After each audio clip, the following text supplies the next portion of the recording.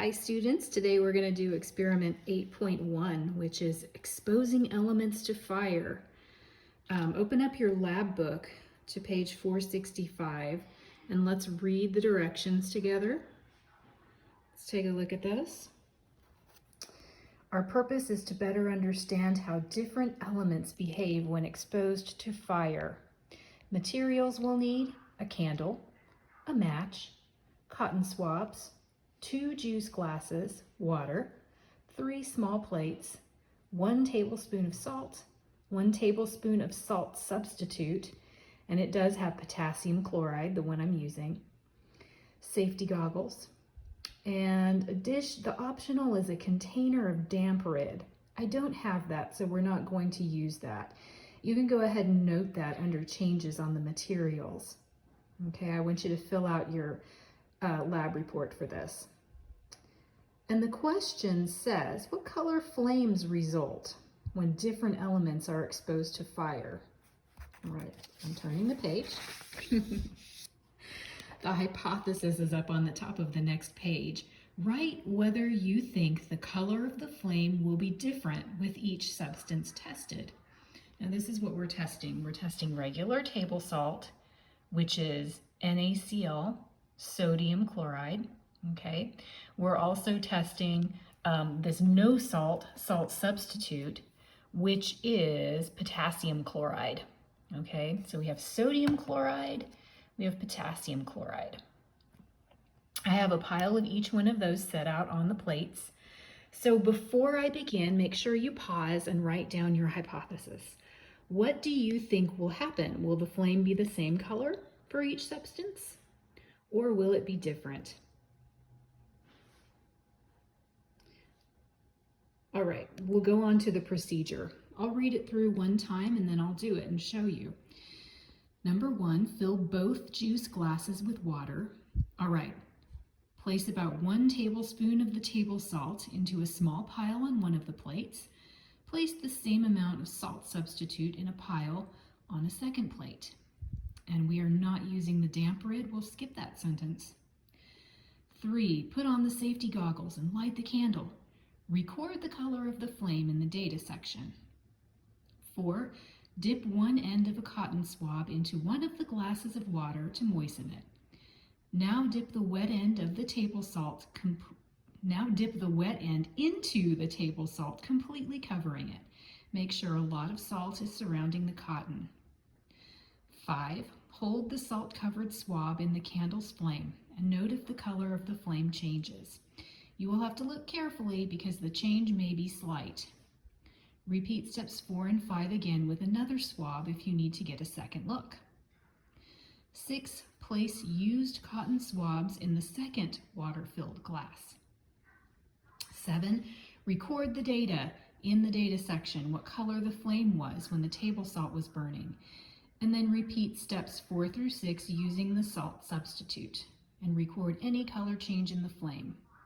We'll skip 9, we're not using the damp rid. 10, clean everything up and put it away. Okay, note any changes you made to the procedure. We will be changing it by not using the damp rid, so we're skipping number 9. Okay, we'll look over here at our data table before we get started. We see we need to record the color of the flame of the candle, record the color of the flame when the table salt was burning, record the color of the flame when the salt substitute was burning, and we will skip step 9. Okay. All right, so here we go. Fill both juice glasses with water. I have them filled with water. They're here, they're ready. This is the juice glass. I'm going to dip the Q-tip in and then put the salt or salt substitute on it. This is the juice glass I'll use to extinguish the Q-tip. Okay, I'll dump it in there when I'm done. Okay, the next step is to place about a tablespoon of salt in a pile on one of the plates and place the same amount of salt substitute on another plate, and I have done that already. I'm ready to go. Number 3, put on the safety goggles and light the candle. That is done too. I am so ready for this lab. Let's see. Number 4 is where I'm at now. Dip one end of a cotton swab into one of the glasses of water. This is the one I'm going to use over here to moisten it. I'm going to grab my Q-tip. I'm going to put it in here. I dipped it in. Okay, it's nice and wet. I'm going to do salt first. Okay, this is our regular old table salt. I'm getting lots and lots and lots and lots and lots of salt on there to coat it. Okay, my next step is to hold it in the candle's flame. Oh gosh, guys, you know what we forgot to do? We forgot to record the color of the candle's flame in our data table. So let's go back to step 3, record the color of the flame. Pause me if you need to. I'm going back to number 4. Okay, I've got my salt dipped Q-tip. There's my salt. I'm putting so much salt on there, guys. Okay, next is number 5. Hold the salt dipped cotton swab in the candle's flame and note if the color changes. You'll have to look carefully. Oh boy, let's hope this works, right? Do we have a color change? It might be slight, right? What do we see?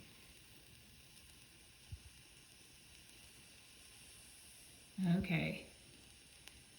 I see a color change. I'm going to go ahead and put this in the water. The great thing about this is you can rewind and look again and see what you see. Note any changes that you saw on data table 8 under step 7. So now I'm going on to number 7. Nope, we're doing that number 8. Using the salt substitute, I'm repeating the steps. So here I go. I've got my Q-tip. I'm going to dip it in the water. I am shaking it just a little bit. I'm going to dip it in the salt substitute. Here we go. This is potassium chloride. This one does not have any sodium. Come on, stick in there. Instead it has potassium. Now let's give this a try. All right, here I go. I got my Q-tip. I got my candle flame. Let's see what happens. Do you note any difference in the candle's flame color? Ooh! This one is smoking quite a bit more than the other one did. Rewind if you need to and see what difference you saw between them. Okay, we'll go back to our data table. Remember, we're skipping step 9. Okay, I don't have any damper yet, I'm sorry.